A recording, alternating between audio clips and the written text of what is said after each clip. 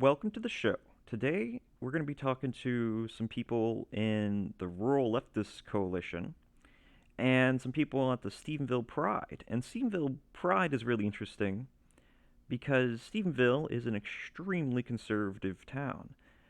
There is a local school there which floods the population by like 80% during the school time, bringing workers for jobs and lots of money into the town for a little bit. But a lot of what the school teaches is like cattle farming and oil and energy work, So a lot of the people there are kind of conservative, at the school. That is.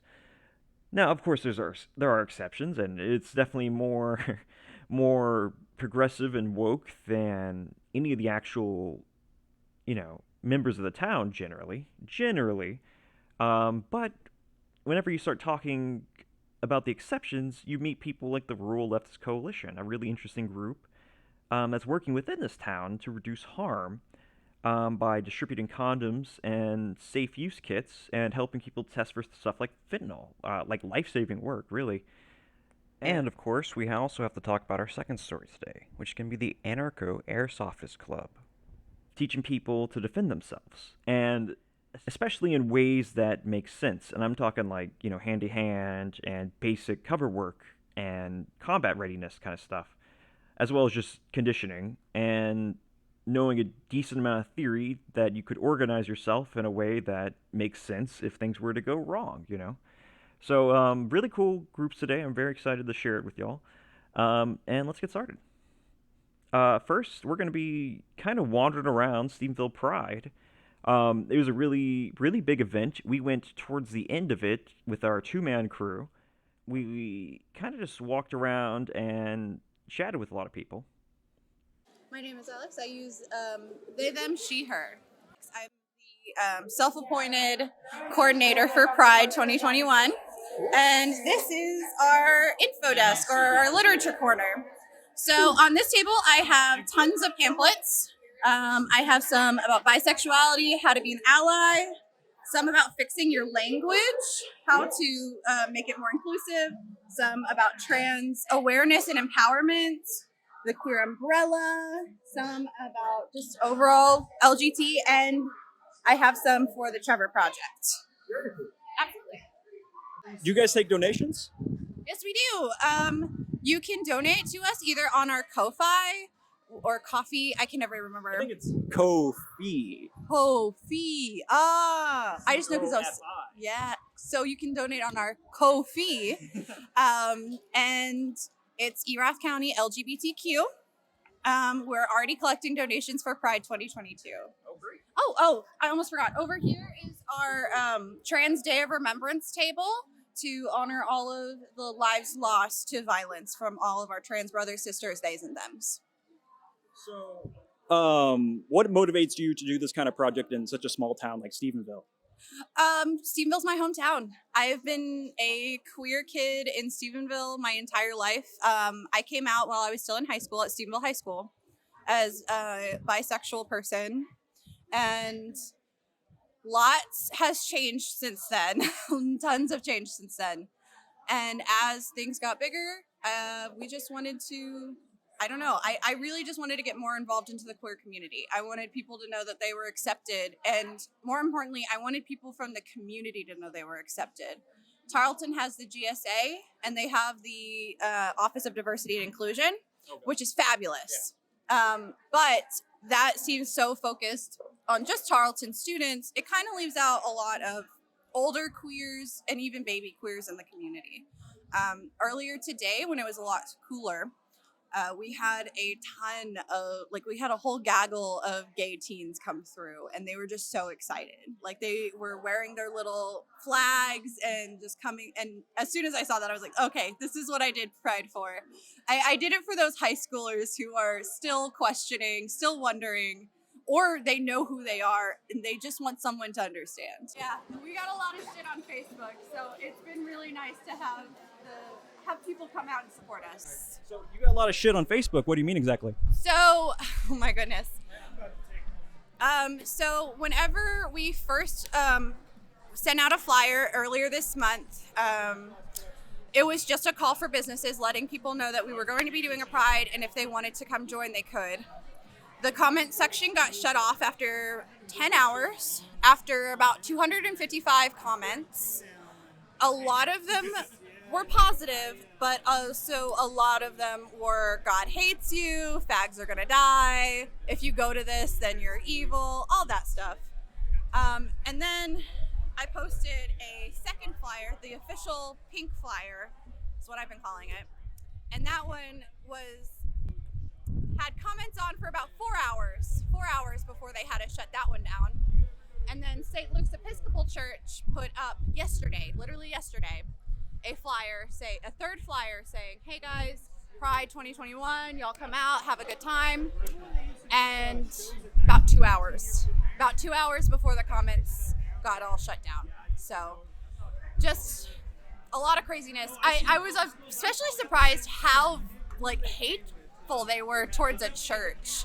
Like when it was just me posting it, they were just like, oh, we just hate queers. But when they were attacking the church, it was like they were attacking them super personally. And just the absolute litany of Bible verses is atrocious. I have so many people who were like, oh yeah, I was just taking screenshots and sending them to my friends in big cities. Even my mom, who lives in Denver, was just like, oh yeah, my friends can't believe this. They literally do not believe that people can be this hateful about queer issues, because it's such a non-issue now. This is the second Pride, right? In Stephenville? Pride number 2. I like to say that Liz Tarrant, she was the Pride coordinator for last year. She broke that glass ceiling for us, and I am just making sure that the ceiling is still broken. My name is Emily Van Kirk. I use they, them pronouns, and I work for the Tarleton Joe R. and Dr. Teresa Lozano Long Office of Diversity, Inclusion, and International Programs. Do you need a water after all that? We just had a new donation come into the university for some special targeted scholarships for underrepresented folks, and as part of that donation, they renamed the office. So I'm getting used to saying it. Oh my, okay. Yeah. But we're out here supporting Pride.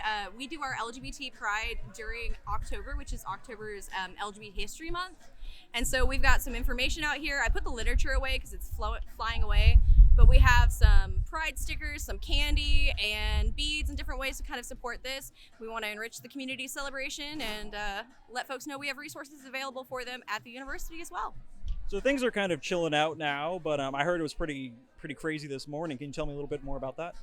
Well, I'd say that there were a lot more people than we anticipated. So I've gone to several Prides in Fort Worth and in Dallas, and I would say this was on the smaller end of a Fort Worth Pride at one point today. There were probably 60 to 75 people here, and that's a lot more than anticipated. I think they had 5 people last summer, and this is our second one here, so it's fantastic. So a lot of people wouldn't know.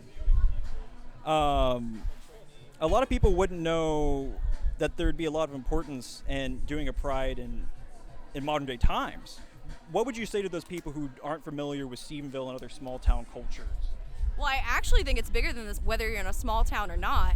Pride is still relevant because we don't know LGBT history. We don't know that within the last 40 years it's been illegal to be wearing too many clothes of the wrong gender.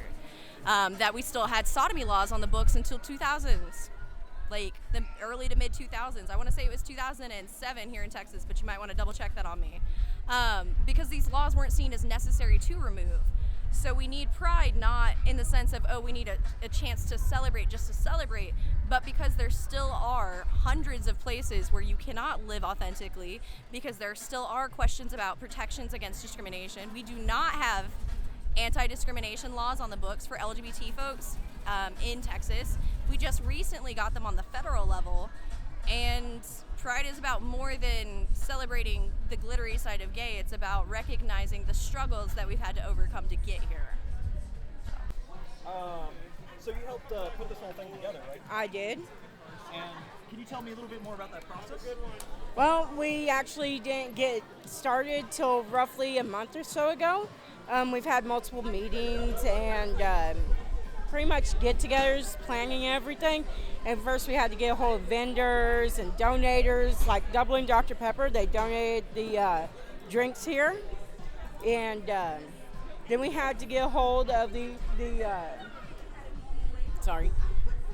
had to get a hold of the market vendors, like individuals who go to markets and sell. And we had to organize music and, of course, renting the pavilion. And that was a whole process in and of itself. What was that like? What did you have to do that?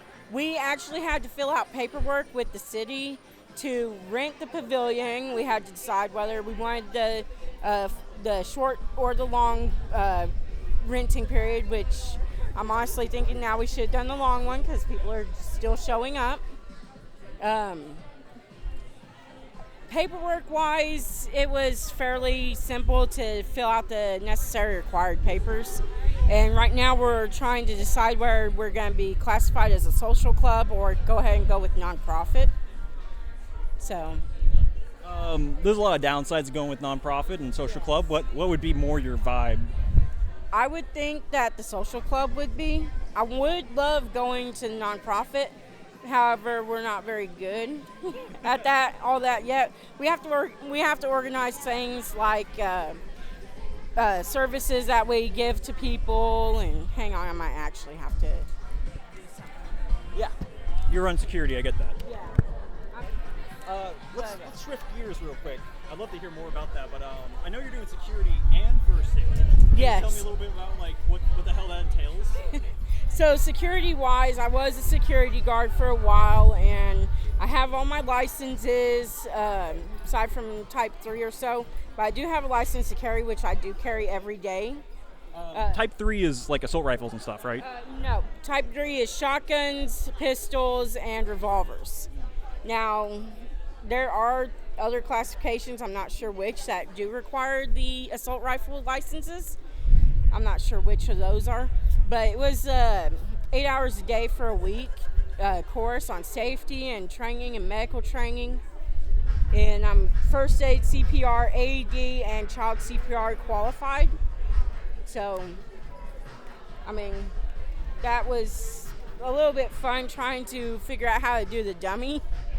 So you've been running security, and I see you're nervous about repo men, and there's cops running around. Can you tell me a little bit more about that situation? I honestly don't have any care for repo men taking other people's cars with their belongings in them. To me, that's theft. And as for the cops, I'm okay with them so long as they stay where they are. They're mostly good people. Most of them around here are good. They're just a little quick on the uptake. Quick on the draw too, or?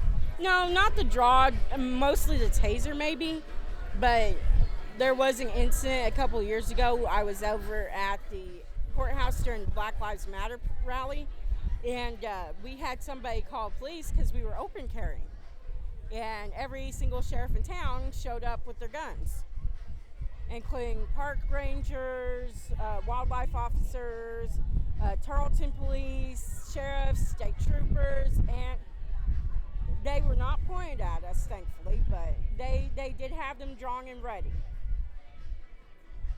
So that must have been pretty scary. Did that affect your relationship with them, or? No, not at all. In fact, I got a better grip on who everybody was, and they asked me if I wanted to join the volunteer fire department.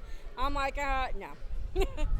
But they were really good to us. That once they found out we were actually protecting the monuments, they were totally cool with us being there. What monuments?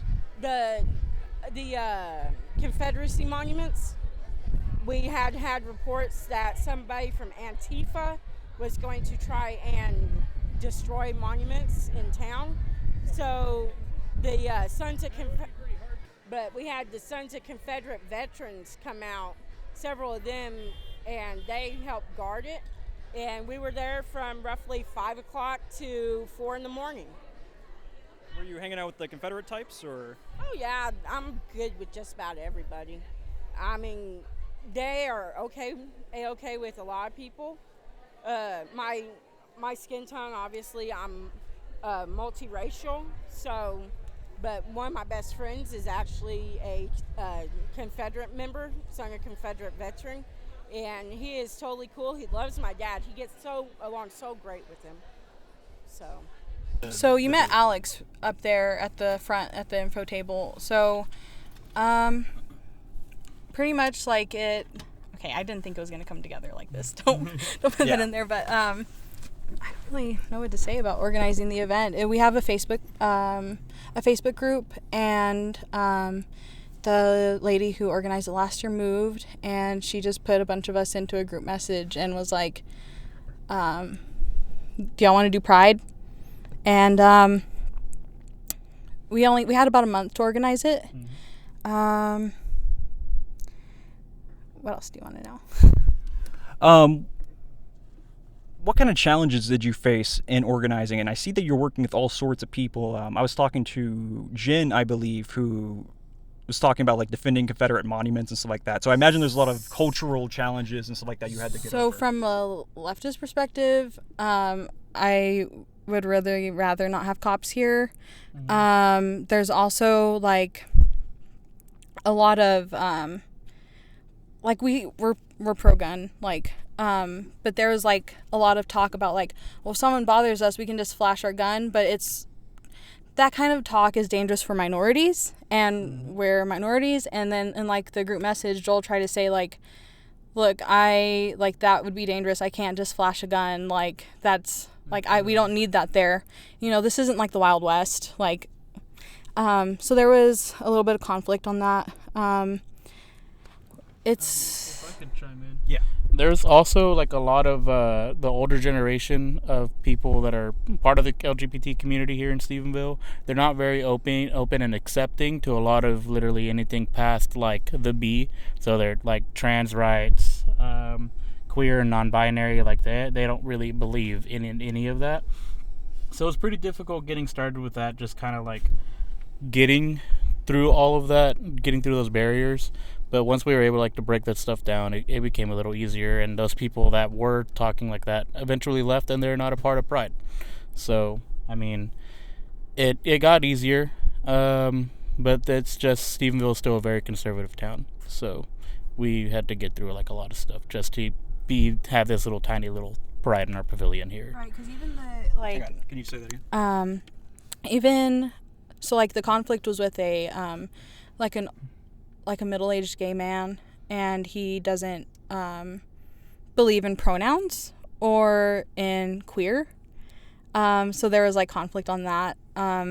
You say he doesn't believe in pronouns. He doesn't believe in using people's preferred pronouns. Right. He it was ridiculous. Sorry.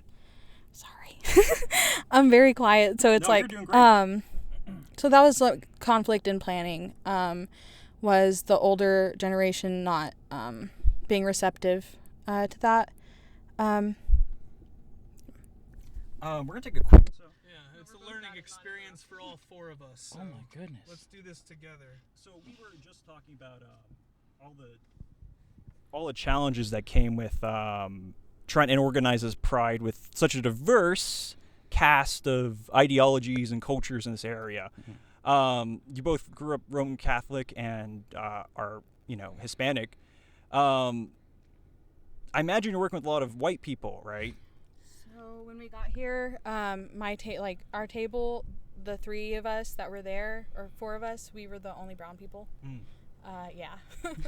What kind of challenges does that bring to the table for my white audience members who may not understand the struggle, So like we mentioned before, with the guns and like the security, they weren't really taking us into consideration.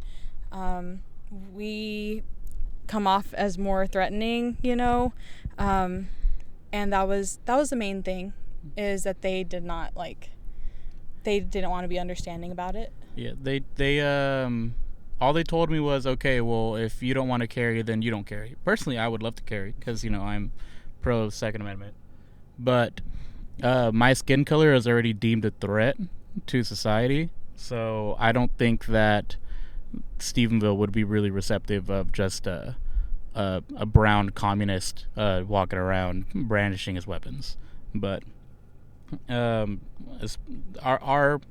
Pride was just fully liberal pretty much. There's just a lot of liberals here, and they didn't really want to like do anything that would really push the boundaries. Our And condom table was pushing the boundaries. yes, Really? we were Yes. very nervous about that. We were like, how are they gonna receive that? I feel like if it was last year, it would have been different because it was Yeah. run by older people. Luckily, this year it's the younger generation that took control. The majority of them did say they didn't want cops at Pride, but with being in our area, it's kind of like a given that they're going to be here. So when you guys went, did you guys have to go to the courthouse or do any legal gymnastics to get this thing started? No. So for this, all you need is a permit from the Parks and Recs office right there. Was that a hassle to get? It wasn't too bad. Since it's a small town, like When you mentioned gay pride, did they? they were really nice about it. Actually, they were younger people, like college age. So that was pretty good. That's the thing with Stephenville. It's the older generation is the one.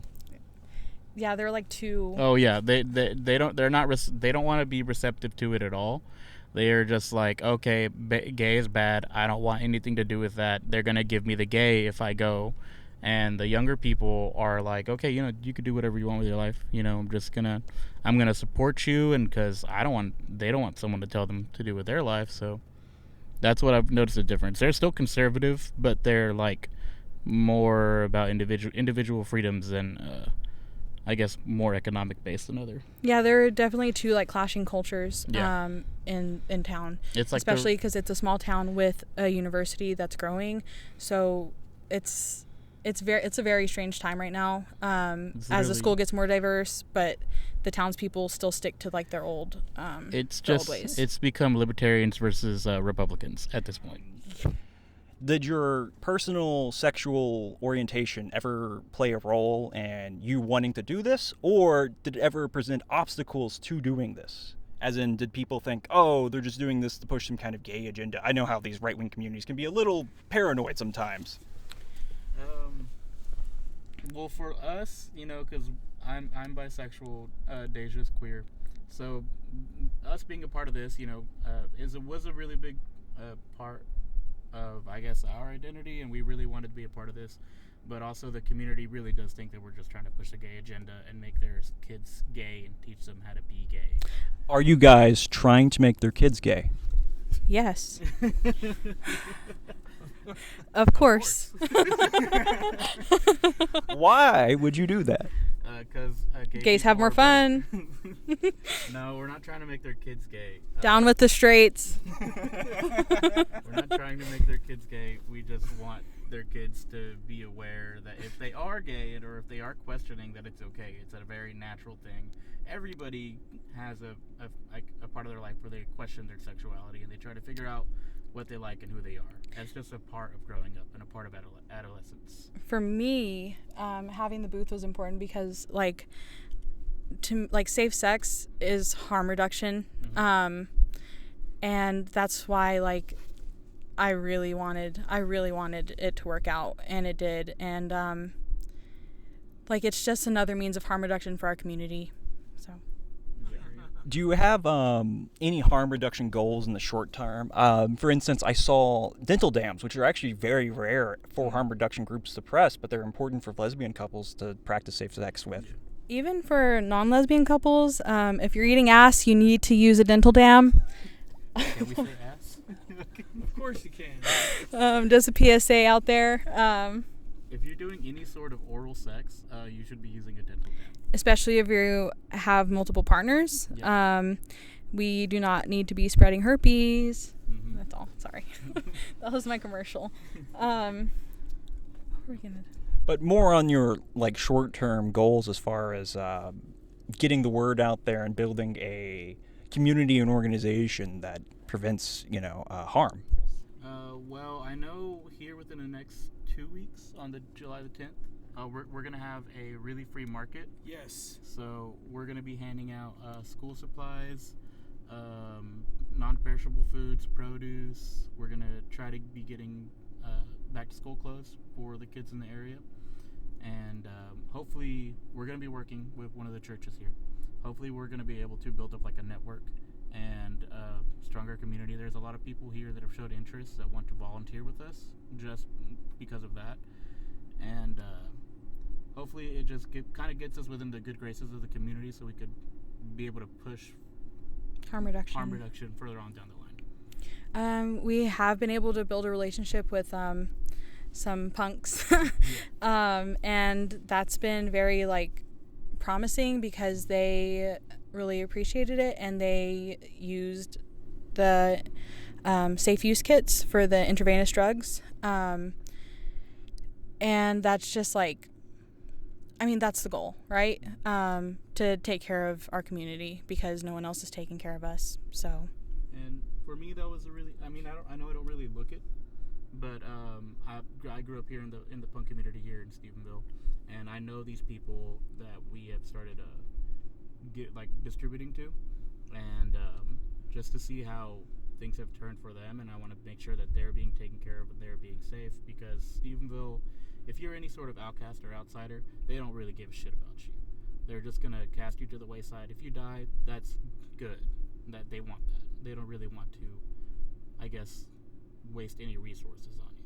So if we can keep them safe, I feel like that'd be the better, and it would be really good for our community and just like push more diversity.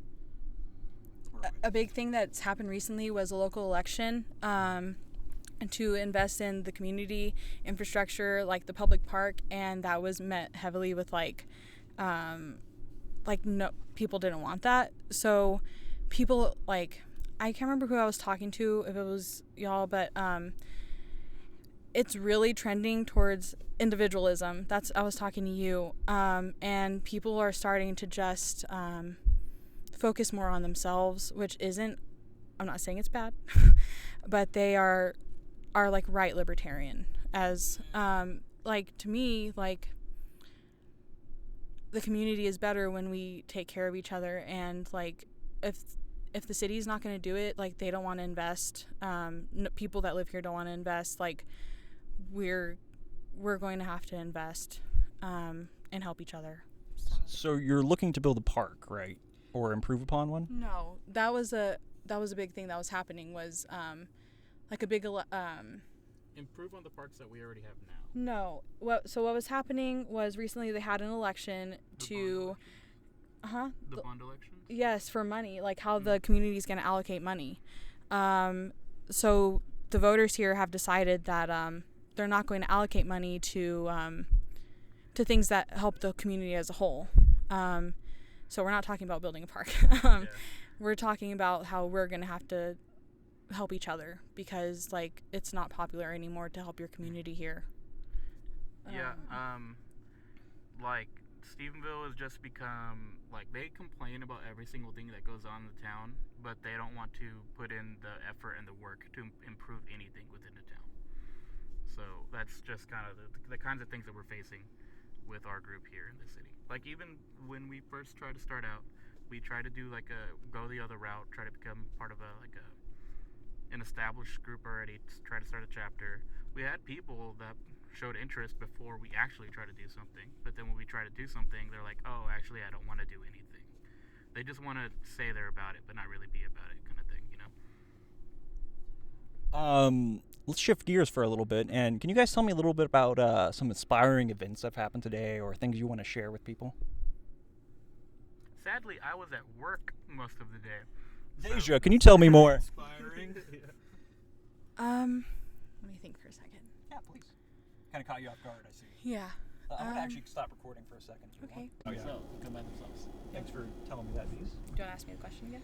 Yeah, so you were telling me a little bit about some children who came by the booth today, and can you tell me a little bit more about that interaction? Yes. So at first, when they would walk by, they would see condoms and, do like the whole, ew, like, gross and stuff. But then as like time went on, we would see them walking around and looking and getting more and more curious. And then they would come individually without their friends, and they would all like ask for help making a bag, or like, what is this? And there was this like one really cute kid that after he left, he realized he didn't get the instructions on how to use a condom, and so he ran back and he was like, can't forget this, and put it in his bag. And that was just like, I mean, this is what you do it for, right? Like, it was, yeah, it made like being here like really worth it, because like that kid is gonna know how to use condoms. So. If you were to guess, I got two questions. If you were to guess, do you think his parents talked to him about all this stuff, or if, and that being said, do you also remember what age he might have been? I would say that these kids were probably early high school. So They're first like now just exploring their sexuality. freshman, sophomore. Yeah, they looked pretty young. There was this one kid that I'm sure was in junior high too that came by. I don't know. Like, to me, if they're here, like they had to get here somewhere, so I don't know how like they got here. But I know even if your parents try to be open with you, like you don't want to talk to your parents. Are not open with their kids about that kind of stuff. But you don't want to talk to them anyways. Like, no one wants to go to their parents for condoms, right? Like, I wouldn't. Even if my parents wanted to give me the resources, I would not take them from my parents. Not necessarily that I'd like them to give me at least the sex talk. I think that needs to come from the parent rather than a school district or something. My parents never gave me the sex talk, so I can only go off of that. Like, I'm in the same situation. Let me get you on. Yeah. But that's because we grew up Catholic, Deja. I wasn't even allowed to use tampons until. Why? I wasn't either. Because tampons, make you impure. Well, what did you do? I would use pads. So like that was, I would have never received a talk from my parents about it. Like, they never mentioned it. My mom didn't even tell me what periods were. Like, when I first started, I thought I was dying. Like, that's not something that we would ever talk about. It was like any sexuality. That's nothing we would talk about. So I can only go off from my experience. Like, I'm sure, like, it's not the same for everyone. But like from a Catholic family, like I never got it. I would have never been able to come across condoms. Yeah. So. Well, sorry, you're gonna say something? Well, I was just gonna make a small little joke, but like I had honestly never really had a problem buying condoms because I've always looked like I was like 35, even though I was like 14. I had a beard and I smoked cigarettes, so I already looked old. But yeah, that was just my little 2 cents. Do you have anything else you want to talk about today, or any PSAs you guys want to get out there? We're just awareness about the really free market. If anybody is in the Stephenville area on July the 10th, if you would like to volunteer, just hit up our Instagram. It's Rural Texas Leftist Coalition, but also RTLC 4, the number 4, Yolidarity. If you just want to hit us up, DM us. We'll get you the information. Come if you want to volunteer. Just come dressed appropriately. It's gonna be hot as hell. So and we'll have water and everything. So yeah, it's really about it that I can think of. I would just like to add, don't discount rural communities. I know that's a big thing, especially like in Texas, thinking that we're all like bunch of hicks. Yeah, I mean, we are. But like, don't discount us. We're trying, and we could use any support that y'all want to give. Like, don't discount us and toss us away, because that's what's happened for so long, that we need a lot of help now. Yeah.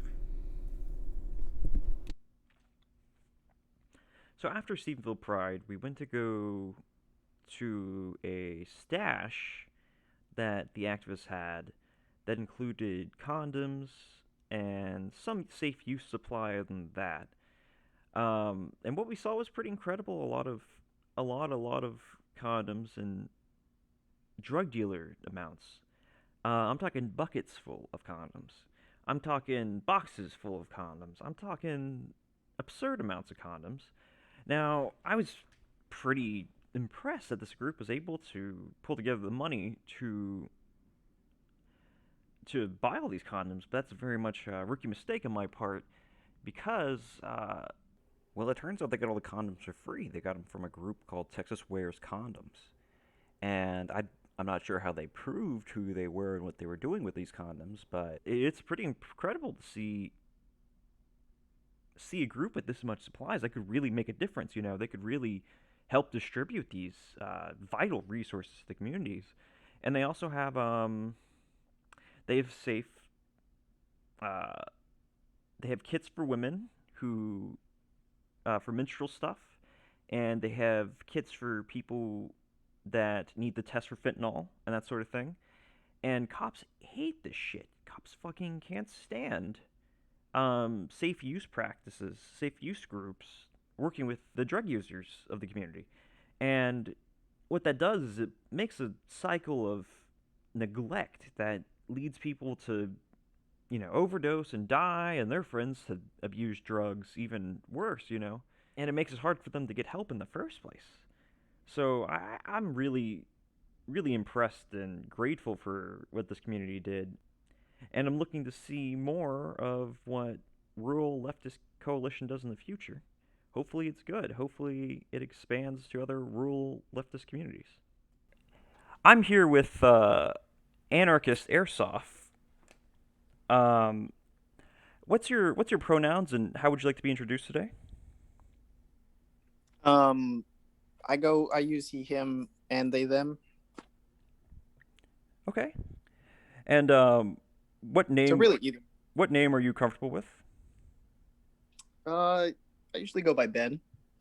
I'm here today with my friend here running Anarcho Airsoftist, hang on, Airsoftist on Twitter. How would you like to be introduced, and what pronouns do you use? I go by Ben, and I use he, him, or they, them pronouns. Great. A couple members in your team. How do you guys make decisions as far as like what your next plan is, or like what you guys should be training and stuff like that? Are you fairly democratic or more anarchistic? Do you use consensus? We use a mix of democratic and consensus. If it's something that really affects how comfortable people are, we do. We go by consensus. We're not gonna leave someone feeling deeply uncomfortable. But for things like what kind of food we're gonna eat, we usually use just a simple majority vote. So I have a military question for you. Okay. If I don't know if you've ever studied anarchist militaries and the like, but would you prefer a decentralized model or more centralized? I'm broadly familiar, but I haven't done enough research to decide what I think the best leadership model would be. The ones I'm aware of, I know there's I guess kind of more of a consensus model, and there's also the electing your officers model. I haven't looked into it enough to really pick one. I would like to hope that it could be more of a consensus operating structure. Would you be willing to resort to Republican means of organization in times of strife or war or anything like that? I'm not sure what Republican means in this context. That would be literally like a republic, like as in you have people you elected to lead and stuff like that. Yeah, I haven't done enough research on the pros and cons to know whether that would be absolutely necessary, but I don't think kind of a traditional leadership structure like that would necessarily not be okay for a time of war. A lot of the times major modern conflicts have things like the draft and other forms of servitude that I would think are off the table. I would never accept something like that. But as far as like having officers and a command structure, I would prefer not to, but I don't know whether that's feasible. Do you have any anarchist militant heroes in your life?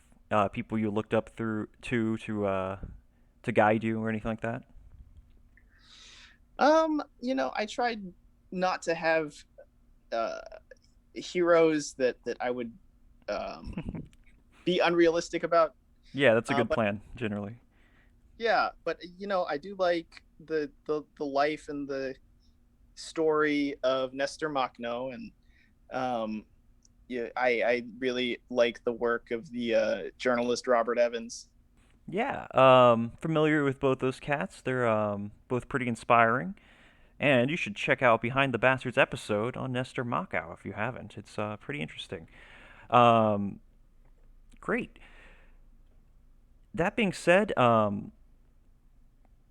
what's your favorite way to teach people the basics of combat techniques? Well, I think you always, when it comes to firearms, have to start with gun safety. When I introduce people to learning unarmed stuff, I always start with learning your body, because people always think that they can move in ways that they've never moved before. And so, kind of getting in touch with like how your body moves and does different stuff is important. And that's important to fighting with weapons also. How much martial arts experience do you have? I have about 15 years of martial arts experience. Wow. Wow, that's really impressive. What kind of martial arts do you like to use and teach? Um, I guess mostly I teach people a combination of wrestling and jujitsu. Hmm. I spent most of my experience training taekwondo, but you can't learn how to be good at striking quickly. And if you're smaller and weaker, it's harder to take that path. So starting from zero, I think the fastest way to teach someone how to defend themselves is to protect themselves and get a hold of the other person to decrease those speed and strength advantages. If people want to join your little, hang on, let me try that again. If people would like to be interested in anarchist airsoftist, um, what's a good way to start that process? I know you guys are very careful, so. Yeah, and part of that is a function of who's joined so far and how many people joined quickly. Um, People are free to reach out to me through Twitter. I'm happy to answer any messages. We are in the process of figuring out some process for bringing people in, but also I hope people explore this idea in their areas too. If they're in another metropolitan area, I can talk to them about what my experience has been and how they might set it up for themselves. I think that would be really cool if there were more groups than just mine, because we have limited space. We're in a limited city radius. Yeah, for sure. I think a lot of people who have never thought about the benefits of using airsoft as a way to train the basics of combat will be really interested once they think about it a bit more. Um, do you guys still take donations of gear and anything else like that? Yeah, we're definitely open to taking donations. I'm not sure that I've set up any accounts for that yet, but I will if I haven't yet. You're the admin of the Twitter, correct? Yes. Do you feel yourself having a leadership role in any other regard? And in the future, how should Twitter be ran as a group? Um, I don't see myself as having a leadership role other than I am the most experienced instructor. Um, as the group keeps going, and I'm amazed by how enthusiastic people still are, because usually you make a group and then people are into it for a little while and drop off. But everyone's having fun. I think the group is going to be around for a while, and so I think we should come up with some kind of bylaws and things like that. But we don't as of yet. Great. Well, thank you, Ben. I appreciate your time today, and it was great talking to you. Yes, sir. Absolutely.